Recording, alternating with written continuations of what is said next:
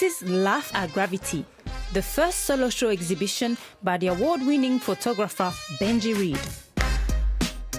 But Benji considers himself a choreophotolist. The reason why I call myself a choreophotolist is because there's three main thrusts to my work. One is theatre, in terms of the drama of the work. One is dance and movement, in terms of the physicality of the work. And then photography, which is the way that I capture the work in 2 dimensions. I did the Human Genome Project because I wanted to find out where my ancestry is from. And on my father's bloodline, I know that I'm from the Republic of Congo, but that's about as far as I know. One of the challenges is that when I first started, I didn't have many people to sit for me. So then I became the sitter for my work. So I became the subject and the artist. And then I had to figure out what my relationship is with my own body. And in many of the shots, if you look at them, I'm not really looking at the camera. I'm always looking away, so the face is a mask, the body is a canvas. Laugh at Gravity, amongst many of his work, shines light on the Black British experience and communicates that to a worldwide audience. Laugh at Gravity. What did you mean by that? Why such a title?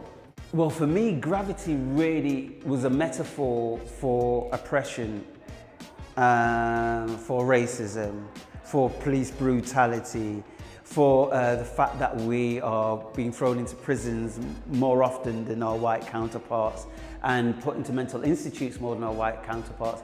So the gravity is really living under white oppression, basically.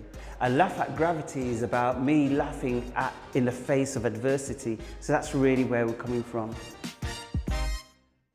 This piece is called Inconsolable. And it was made after the George Floyd murder. And I was just incandescent with rage. And I had to find a way in which I could turn that rage into something artistic. But what I needed to do when we shot this is we needed to work out how we were going to do it safely. And my daughter's behind the camera taking this image. Now this is a paper background in my house. So if that caught fire, the whole thing is going to go up. But this had to be made. Absolutely don't try this at home.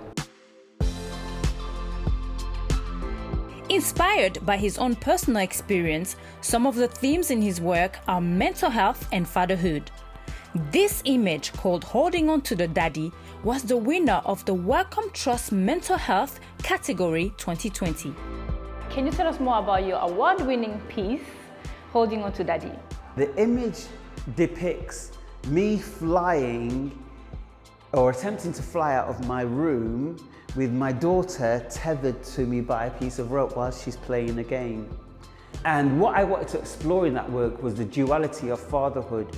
That one, you can still be suffering from depression or post-traumatic stress, but still got the duties of fatherhood.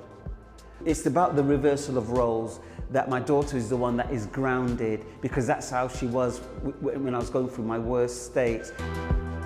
I'm self-taught and I photograph my daughter every day, but I photographed her because I loved her so much.